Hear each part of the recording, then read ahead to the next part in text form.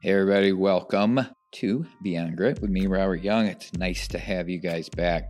So habits, let's talk about habits. Let's talk about building habits. My biggest thing that I want to do this year is be able to take control of my day. So I find myself at 4:00 in the afternoon and I swirled throughout the day and I grabbed hold of this and I did some of that and I did a little bit of that, but then I end up pushing most of the things to the next day. So what I've decided to do was really lay out my day. And we all talk about time blocking and putting in tasks and different things like that.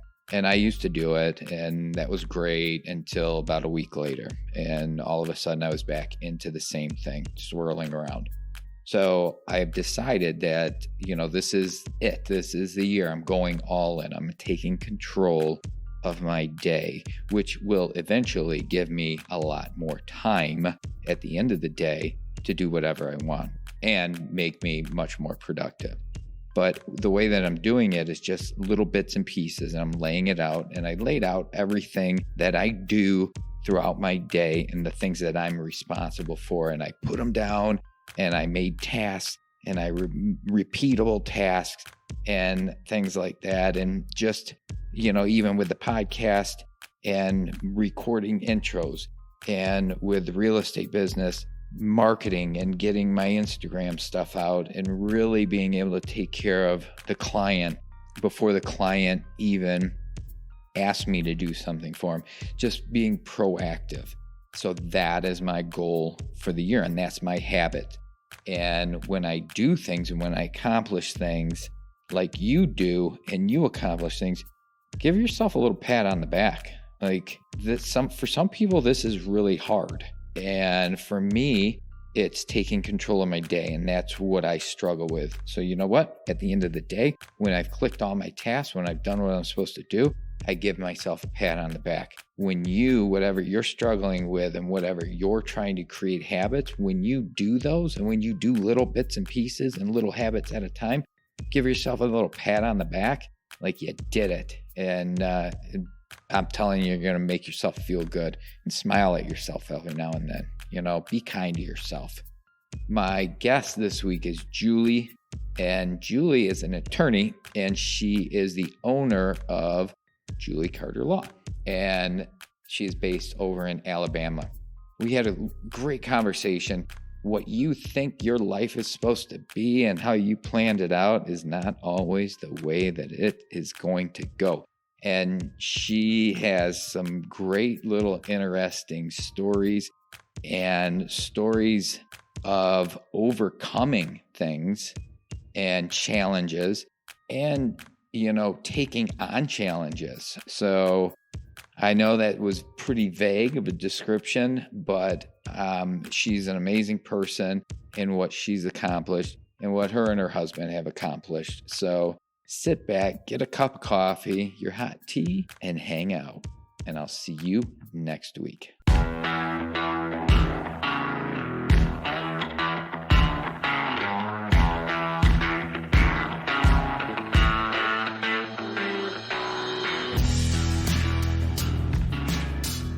Julie, how are you? Doing great. How are you? Good. I'm good. I appreciate you coming on the show and sitting down for a little bit today and chat about your life. Thanks for having me. Good to be here. So tell me a little bit about yourself and what you're doing currently. So I'm an attorney from Alabama, and I'm a parent.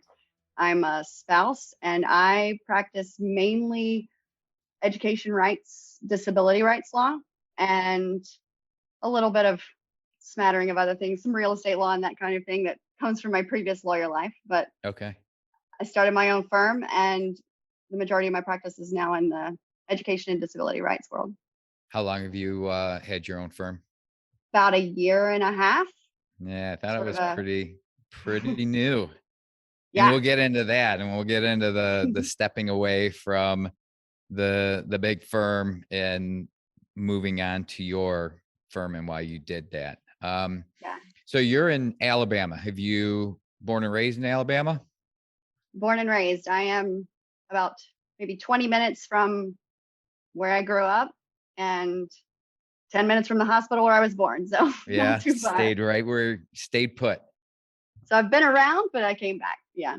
Where'd you go to school? So I did undergrad and grad school at Auburn Okay. and here in Alabama. And then eventually found my way to law school at Tulane in New Orleans. When I was getting my grad degree, I studied in Spain, spent a summer in Ecuador, and I even taught school at a boarding school in Pennsylvania for a little bit, for a year. Okay. So I've been a few other places and came back home. My daughter, she did a couple study abroad programs in Spain. And then my son is actually looking to do a study abroad in Italy. Oh, So nice. I think those are just great things for people to experience, especially when you're younger. Oh, yeah. I'm Yeah, so glad I did it. I bet. Just different cultures and things like that. Now, did you come from a big family? Do you have any siblings? I do come from a big family. I grew up Catholic in the South, in the middle of the Bible Belt, Mm, which Catholics have the Bible, but it's still pretty countercultural as far as yeah. some parts of Alabama can go. I grew up with a pretty big family. I'm one of three kids. I'm in the middle. Okay. I have an older brother who's 5 years older than me, and his sister's 21 months younger. We're pretty close. And I have enough cousins and aunts and uncles to, fill in the entire church if we wanted to at the Catholic Church in my smaller hometown. My grandparents actually started the Catholic Church in the town that I grew up in. So, Wow. yeah. Did the whole family pretty much stay put there in Alabama in that area? Yeah, I think I may be one of the ones that has gone away the most, actually. Most people still live within a That's drive. pretty that's pretty cool. It's nice having your family close by. It is. We're pretty tight knit, it turns out. Good. So when you were growing up, did you always want to be an attorney? Was that like your goal or did you have something else on the horizon? So I think I probably are always at some point knew I was going to be an attorney. I mean, when I was a kid, people were like, "Are you going to be an attorney like your dad?" I have an analytical brain. I'm great at getting people to do what I want and just sort of leading them there slowly or quickly. It's always been sort of what I'm good at. I think I inherited it. But What? I resisted it for a while, As a little kid, I wanted to be a marine biologist and then a teacher and who knows what else you want to be. I thought maybe I would do nonprofit for a while, work in nonprofit and do community development. Mostly I knew I wanted to help children somehow once I had kind of come into my own. I went to undergrad intending to major in international business because, business. Then I majored in philosophy as well because that's what I actually wanted to study. Yeah. When I concentrated my international business major, I was really just taking the Spanish classes. And so I went to go see my advisor in liberal arts, and she said, "Hey, you could graduate a semester early if you moved out of the business school." And I ran over to the business school and I was like, "Bye." And so I ended up with a double major in philosophy and Spanish and eventually made it to law school. Yeah. It's so funny how that philosophy will grab people and they're like, whoa, I really like that. And that's pretty interesting. It's just, it grabs people's attention. I think just Yeah. because it's so unique and so cool in the way that you can look at it and relate to it and understand it. Yeah. It's, It grabbed my attention pretty early. Like I can remember being maybe 12 or 13. And for Christmas, I asked for a bunch of philosophy books. Like we had just gotten the internet, right? I'm on barnesandnoble.com, just dial up, looking at like, whoa, I need to read this book by Freud and also by Aristotle. And I'm just picking out this is what I asked for Christmas. My mom was like, I don't know. are you sure? That's what Yeah. I want. That's what I want. Growing up, what hobbies did you have? Hmm. Sonic the Hedgehog. Yeah, were you a Was a gamer? Did you hobby, like? maybe. I liked playing video games as a kid. I read a lot. I bribed my sister to clean my room if I played Barbies with her. I played with my sister. We had a pool. We played outside, just Yeah, I that's did odd. ballet in high school a lot. Um, that's about it. Yeah. So we'll move to your college years or Mhm. actually your grad school years. And you went Mhm. through a pretty traumatic experience that kind of derailed you there for a Yeah. little bit. Can you tell me about it? Yeah. So first grad school was at Auburn. I got my master's in Spanish and then eventually made my way to law school at Tulane. And so in my second year of law school, one of my best law school friends died by suicide. And it wasn't easy, you know. Yeah. Um, I was home visiting for the weekend and I was in Target and my friend from law school called and said, "Hey, where are you?" And I said, Target. And he said, "Okay, can you go to the furniture section and find a chair and sit down in it?" And I was like, Mm. sure. And I kind of knew right then what he was going to say because that Friday I had had dinner with our friend and some other people were supposed to come and nobody else could make it. Everyone was studying. And she just, she seemed off. And the last thing I said to her was, "Well, I'm proud of you for taking care of yourself. Call me." And that was the last thing I said. And I think, other than one boyfriend of a law school friend that she went out with the night before, I was maybe the last person to see her. And he said, Susan died by suicide. And I sat in Target and I was like, and I had like, random nonsense that no one needs in my basket. And I just sat it down and who knows what my face looked like. I walked out of Target and I heard someone shouting like the Spanish word for thief. Like, I guess Oh, I looked really? really strange. Like my face must have looked like not, I was a sketchy individual at that moment. Yeah. And so I was shouting thief and I was like, I'm really not. And I'm just zoned out. And I just walked to my car, drove to my apartment, and my husband, then eventually husband, was there. And I was just like, it was, Y- it took a while to process. I mean, the school is super supportive, but I was taking a ridiculous amount of hours for a law student, like 16. I don't even remember what the maximum is, but that's how many I had. And I had an internship that I was doing too. I was, overdoing it as I Yeah. tend to do. And so I didn't know how to stop, how to grieve while in law school and trying to build my future. I had no idea how to make that happen. Hmm. And so it was the me sitting there trying to read, like some law book and just Yeah. I couldn't. Like it wouldn't get in my brain, but I couldn't stop and I didn't know how to allow myself to have those feelings and to just let go of everything else and just be in that grief.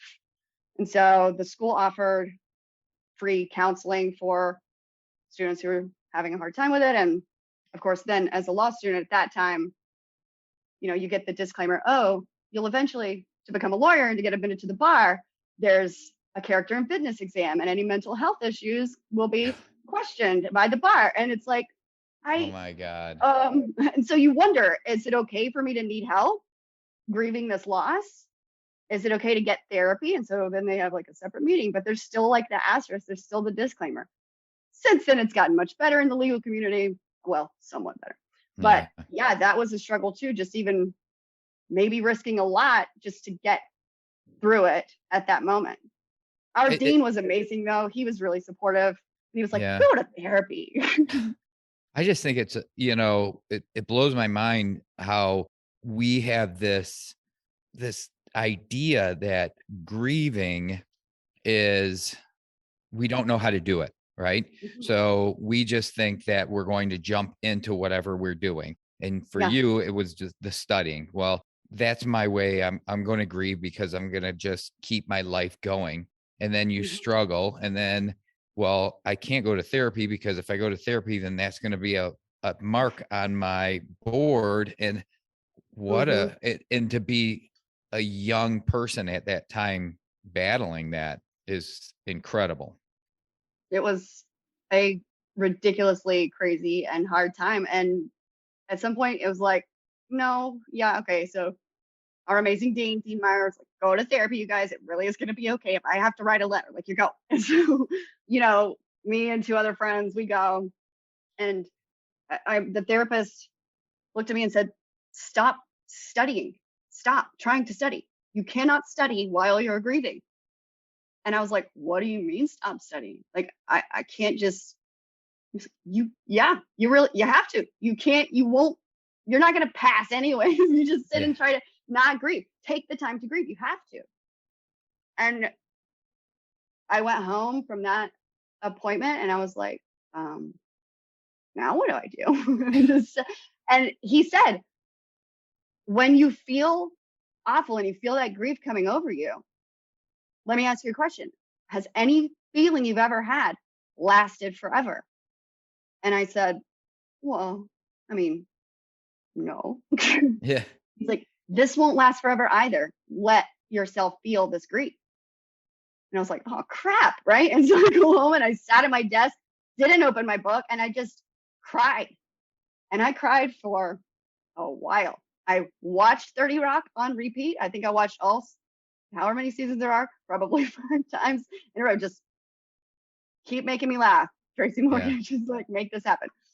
And Tina Fey. And I'm just crying and watching 30 Rock and eating Pop Tarts and Did surviving and finding a way to be okay. did you blame yourself for what happened? Did you think that you could have done something differently or saw any signs? Was that part of this? I mean, yeah, I think it was like there was some heaviness of, well, no one else came. No one else knew. I didn't recognize it. I didn't know. I told her I was proud of her. Ugh, right? And I Yeah. remember her just looking at me and being like, haha, okay. And she just left and walked off to her apartment and that was it. And in law school, you're working so hard and there needs to be a way, I get, to connect with people and say something like, no, everybody had some story or some, oh yeah, I didn't see that. That when we shared it with each other, we're like, wow. But ultimately we couldn't have seen it individually. We couldn't have. Yeah. If we had all had all of that information, like if we had Right. known that, Elliot saw that she had a gun, that I talked to her and she had called us all together to have what was apparently supposed to be like a last dinner together. If we had known all of these little things along the way, then maybe we could have done something. But ultimately, you know, It's there hard. was some guilt, It's but hard it to look was, back. yeah, so much. There was anger, like, why did you do this? But at some point, you understand this is depression, this is suicide. It lies to you. I know you always want to say, what could I have done? And sometimes there really isn't anything, Hmm. to do, especially in the moment. And like you said, you're taking all these credit hours and you're doing this and everybody's working very hard. And Hmm. you, a lot of times you don't see it in Hmm. somebody else. But that affected that affected your grades too. And I mean, you were Hmm. clerking at a law firm and they had a pretty strict rule on your grades, right? How did that happen? You weren't allowed to go back there. Right. So I had spent 2 summers there, and at the end of the summer, they make a decision. They take you out to lunch, and usually, if things have gone well, then at that lunch you get the, hey, you're hired. See you when you're When you're done with done. school. And then, but I got so your grades have fallen below the standards that we require as a firm. So for Tulane, you have to be in the top 20%. At the time, you did. I think actually they changed the policy. You're welcome, future people. Um, but you had to be in the top 20%, and I was in like the 21.4%. My grades fell from the semester from garbage town, and I sat there in one of the worst legal job markets ever. tons of tons of law students, no jobs, and going, huh, okay, now what do I do? So I, I cried in my mom's floor, like, because I was visiting again for the weekend, and I just sat down. Ever since I was a kid, there was this rug in our kitchen. And whenever I was just like, oh, she called it the wailing rug. Like I just pitched one right there on that rug if I needed to. And so I just sat in the floor like, oh, just feeling my feelings. And I was like, what am I going to do? I need a job.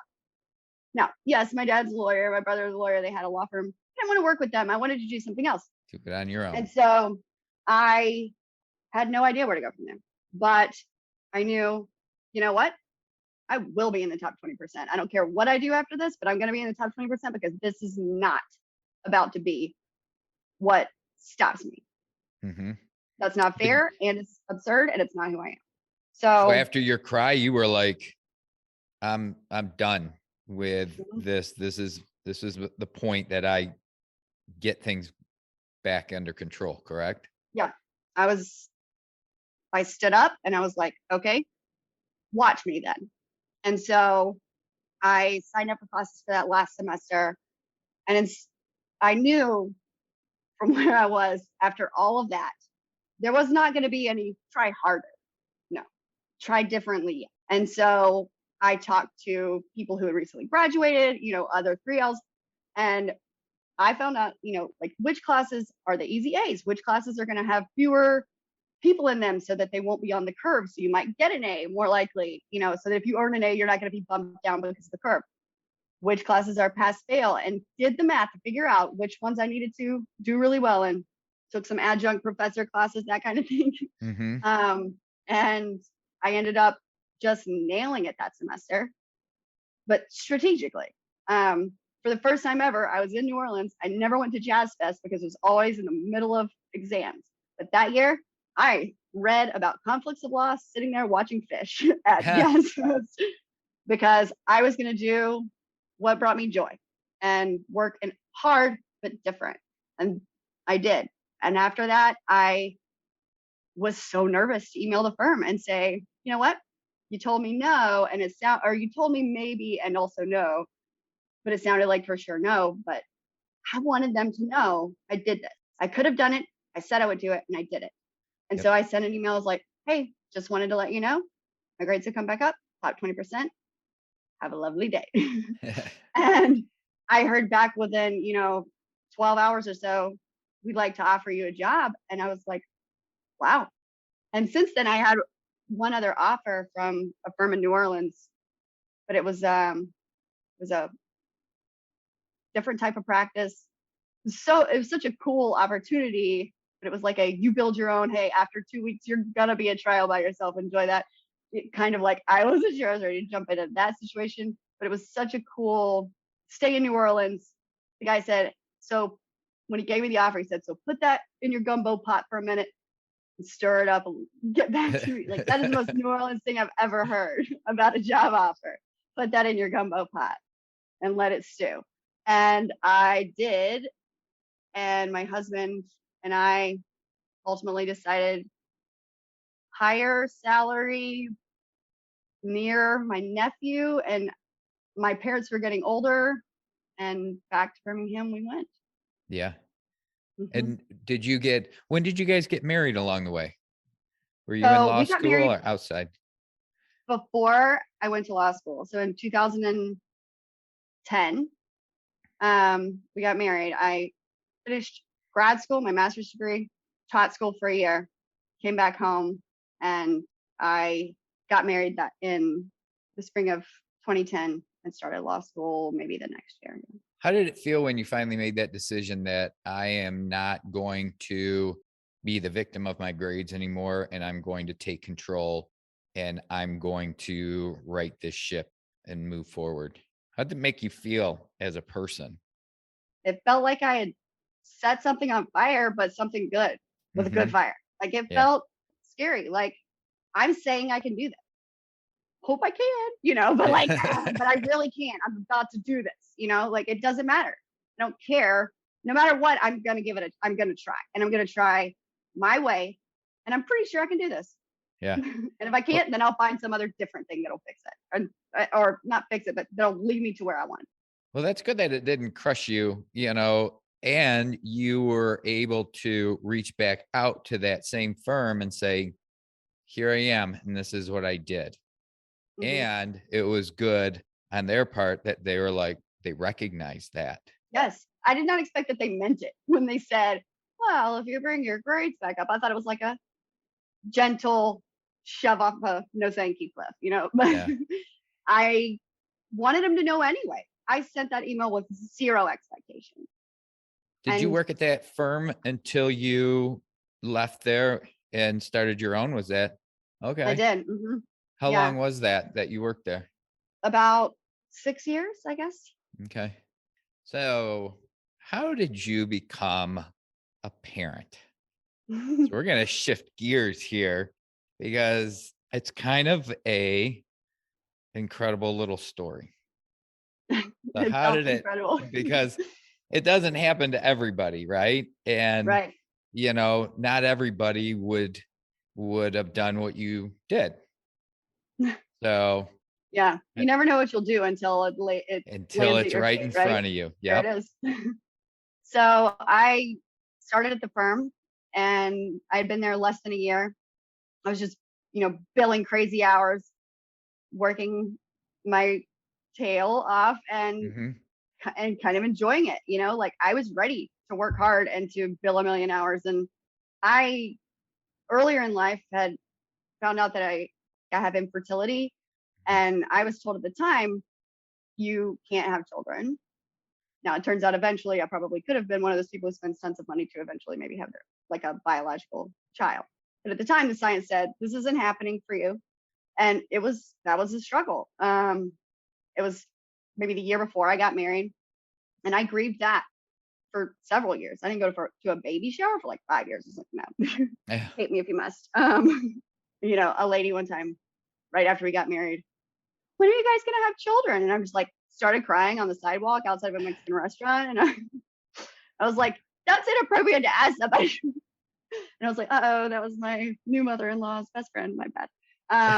So I had processed the infertility grief, and my husband and I decided, you know what, we're gonna buy excellent Christmas presents for our nieces and nephews. Maybe a beach house and a boat. I'm about to bill all these hours. We're about to make a whole bunch of money, and this is our life. Look at our plan. Here it is.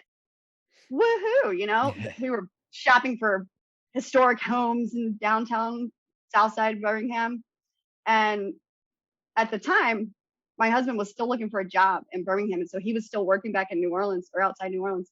He's a pharmacist. He was at a hospital. Came home every weekend, like the fabulous husband that he is, to come and visit me. And we're following the plan. We're buying a boat, right? We're doing a beach house. And I'm staying with my mom at the time, and my car broke, or what, it was in the shop or whatever. So she's driving me to work one day, and on the way there, she said, I got the greatest compliment for you the other day. And I was like, oh, really? I love compliments. Bring it on. And she said, well, your cousin or uncle, it's actually my cousin, but we call him uncle. Because like I said, big Catholic family. Yeah. There's three, it's my mom's first cousin, but there's this huge 3-branch family tree that's kind of actually much more close knit than a 3-branch family tree usually is, this many generations on. And so she said, well, Mike called the other day and said, a couple of our little cousins, your family members, they need someone to care for them, or they're going to go in foster care and they're going to be separated, siblings. And I was like, huh? Like, Yeah. Cool story. Did you just like presented that to me as a compliment? This is an odd way. This is an odd way to bring This is this up. odd compliment, but carry on, Mom. You'd be a great parent to them. Okay. And so I went up to my desk. I did not bill a billion hours that day. I stared at my computer for a while, like as in all day. And I didn't say anything. Husband came to visit that weekend. So we made it to like Sunday. And I finally was like, here's the thing. If we wanted to do this, we could, I have cousins who need a home. And he was like, I'm sorry, what? You have cousins who need a home? So yeah, it took us a few days and we cried and we like said, no, how, change our whole lives and do this. But yeah, I mean, ultimately you do what's, I don't know. At some point you see your path in front of you and you see it diverge and you're like, well, there's that path. And then you know, Yeah. you go, oh crap, and you hop right on it. It's funny And how sometimes it does take a second because you start running through all those emotions and you're like, absolutely not. We have a plan. And then you start thinking about it and then you're like, okay, I yeah, guess so. plans. I don't change plans. I don't even like when my dinner plans change. What are you talking about? No, I'm flexible, sure. So Yeah. yeah, you know, it didn't take very long. It took some processing, but it was gonna be of course. And we Yeah. didn't know what we were getting into. We didn't know if it would be a week or forever. And yeah, it turned out to be forever. And so here we are, and it's been almost 7 years. How old were they? 2 and 3. Oh my God. You got thrown right in. I did. I potty trained and everything. I have Oh not my, rocked an infant or stayed up those nights, but yeah. how did you make it through with the law firm and now taking the kids on and your husband's still traveling back and forth? I mean, how did you was it family that helped along the way? So my husband had made it back by then, and Okay. yeah, the timeline gets a little fuzzy back then, but yeah, it was he had just gotten a job in Birmingham, but we were still living in my mom's house, looking for a house in Birmingham. Okay. My mom works out of state. She was working out of state for like 30 days at a time, come home for a week. 30 days at a time, come home for a week. And so we were just staying in her house. And so we started cleaning up all my mom's stuff to get this little my mom's house ready for 2 kids. And we like cleaned out our guest bedroom. We slept in my mom's bedroom and went and bought some Target bedding and got a couple of beds from Overstock, and balancing that with trying to be a full-time bill a million hours attorney was, I mean, utter nonsense. But somehow I did it for a while. I have no idea how. Yeah, family was supportive, but at some point, like you get 2 kids who have, a history of trauma, who've been separated from their family, who are going through so much. And, I had a psychiatrist recommend that I read the book 1, 2, 3 Magic Parenting, which is basically like you count to 3 and you put the kid in timeout for like however many minutes old they are. Well, guess what? You have a kid who has been through care, who has separation from their primary Yeah. parents, who has been through more than so many adults can even fathom. You kind of don't stick them in a spot by themselves to process their own feelings. That doesn't work super well. And so I started learning a whole lot about parenting in the evenings after building the trying to build the hours. And eventually that path sort of brought me to where I am now. The what do I actually do instead of count to 3 and trying to send a 2-year-old to cry by himself in Yeah, by timeout? themselves. Um, yeah, my dog at the time, my old dog, sat down by my 2-year-old who was now I didn't have the heart to actually send him to timeout like far away from me. He was like pretty close. But my dog sat down beside him when he was crying against the wall. She looked up at me with this shame face, like, how could you? Don't you see what you're doing here? And I was like, oh man, my dog just taught me about parenting. And so I went over and sat down with the dog and this little kid, and then his sister came, and then Nick came, and we all sat in timeout together for like a while. And he just cried, and eventually he felt better, and we moved on, and we didn't do Yeah. sit by yourself to feel better anymore. And God. that moment was like, oh yeah, I have some stuff to learn. Yeah. And from there, I started maybe overdoing it, but like learning as much as I could about trauma, about children, child development, child psychology, and how to best help these kids and be the best parent I could for as long as I was gonna Last. be around. Yeah. Yeah. Did you end up adopting them or have you gone through any that or thought about that or We have permanent custody, permanent custody? it's Okay. like guardianship. Both of their biological parents have died since then. Okay. So I've also read a lot in the adoption community and adult adoptees about adoption and about how adoption is trauma. And so we decided ultimately to let them decide whether they want Mhm. to be like fully adopted. once they're a little older. And we talked about it with them, and they're like, okay, I understand the difference, I think, but yeah, we don't know. And so eventually maybe they'll decide they want to be fully adapted, but ultimately it's just a legal Yeah. terminology at this point. Yeah. That's that there is an amazing little story of what you Mhm. guys did and what you went through and what you had to learn and putting yourself in there and really understanding, like you said, it wasn't a normal parenting situation where you had, Mhm. a 2-year-old that you raised and you put in timeout or whatever you do. You've got these kids that are not with their biological parents anymore, and now they're with you, and Mhm. now you're trying to bridge that gap of being like, hey, welcoming, but then still Mhm. like, well, now I've got a parent too, Mhm. and figuring out how to do that. And that's Yeah. pretty incredible.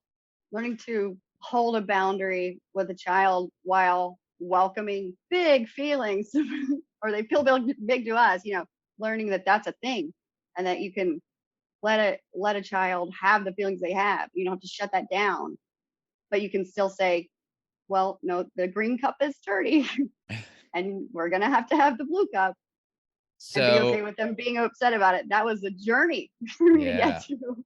Oh. So how did that lead? So that kind of this experience, if I kind of understand your story, kind of led you to where you are now, right? Right. Yeah. And what was the final thing that said, "Hey, I can do this. I'm ready to go." I COVID, I think so. Mhm. Quarantine COVID, being at home with two kids who have, their own difficulties. I myself have that was diagnosed as an adult with ADHD. I'm neurodivergent. I got two kids at home and I'm trying to work and have two kids while my husband was trying to be a pharmacist at home, which was, that was interesting. He's like talking to patients on the phone. He's like, yes, ma'am, screaming at like his patients uh, over the phone because, some of them are all, Yeah. and just, it was a wild world. I have kids who have special education services through IEPs, et cetera. So I've learned that world, gotten to know that world through my role as a parent.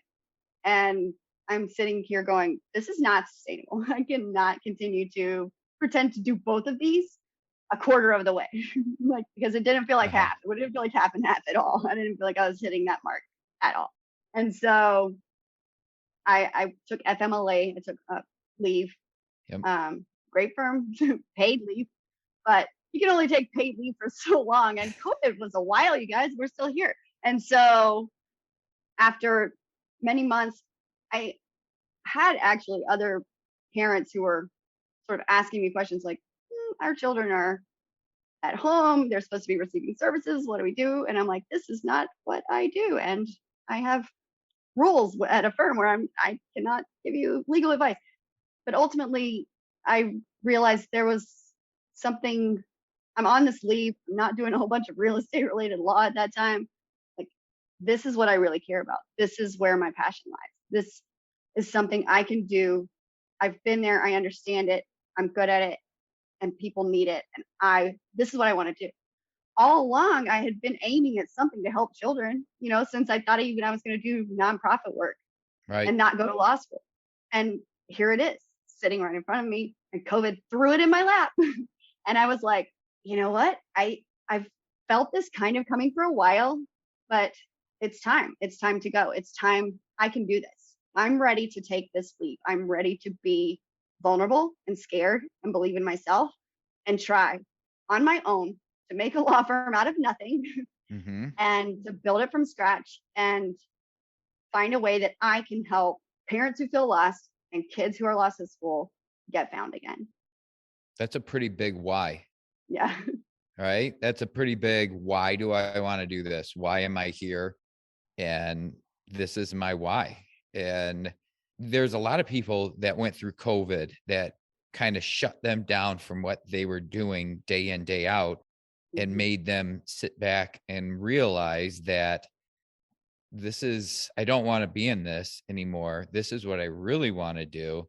and off they went into that area or that arena, kind of like yours. Like, wow, it gave you guys time to kind of sit and take a breather for a second and then go like, you know what, this is what I want to do. Yeah. As scary as it is. Scary can be okay. And it can be necessary. And it can be what makes life so much better and so much more fulfilling. But man, is it scary. Yeah. And you've been at it for a little over a year. Things going good? Yeah, they're going well. I mean, who knows what going well means, but yeah, I have clients and I'm helping people and I'm doing something that matters to me and it seems to matter to them too. It's been quite a journey. I've learned to build a website and, hey, guess what? You have to pay quarterly taxes. Who knew? As a business, I didn't know that. There's a lot to learn as a business owner and, you learn it as you go. I wrote a little line of code once. Yay, I built my own website. God. I had no idea what I'm doing. I just copied and pasted it, but it worked. I know. I was talking to my wife about that yesterday. As being a realtor here in North Carolina, you are your everything. You're your accountant. You're doing your taxes and all your paperwork. You're marketing yourself, and then you got to find time in between to do all the business. And it's a lot of stuff. But people do it, and eventually you're going to grow and grow and then hire people to do different things. But it's a good little spot to be in. Yeah, to learn. Yeah. So I've gotten help with some of the things, but yeah, at first, I had a few, I had two clients, when I started. One was pro bono. So, it is what it is. You build it from there, but you get to learn marketing. And I started an Instagram account, and that's where things have grown a lot. I started an Instagram account. I did like a trauma informed Tuesday and all of these posts that focus on helping kids with trauma, helping kids with disabilities, and helping them in a different way. Because don't try harder, try different. And some of that really resonated, and that's where a lot of the growth has come from, which I didn't necessarily anticipate actually working. But so far it's been pretty great. The social media is a good and a bad all wrapped into one, but it's so far reaching. And so where do you see yourself in 5 years, 10 years? Continuing to take it one day at a time, I think, and 1 month at a time, and one offshoot path at a time, and do what I can. I don't plan on shutting the firm down or moving anywhere else. I don't know if it's even hopefully. I'm at a point where I take it as it comes and I do what feels right. And right now this is right. And it took a while to get to maybe what if life is not a destination? What if it's not I'm going to go become a partner and then continue to work really, really hard at a law firm to make way too much money and pay way too much to send my kids to a way too fancy school? Like, what if that's not what I'm aiming for? So what am I aiming for? Well-adjusted, happy children and who understand themselves and the world, and my husband and I being close and our family being close. And that's pretty much what I'm looking for. And so as long as this serves me, that's where we'll be. Well, good. Hey, I appreciate you sitting down with me today. This was good. I applaud you for what you're doing. I think that's fantastic. And well, ditto. I wish you all the best. You too. You're doing some awesome stuff. Thanks for having me. Thank you. I appreciate it. Have a good day. You too. Thank you very much for listening to this episode of Beyond Grit with your host, me, Robert Young. If you've enjoyed today's episode, please subscribe, rate, and review. Tell somebody about it. You can find this podcast on all major podcast platforms, and be sure to tune in every Wednesday for another exciting success story of somebody going beyond grit. Until then, take care.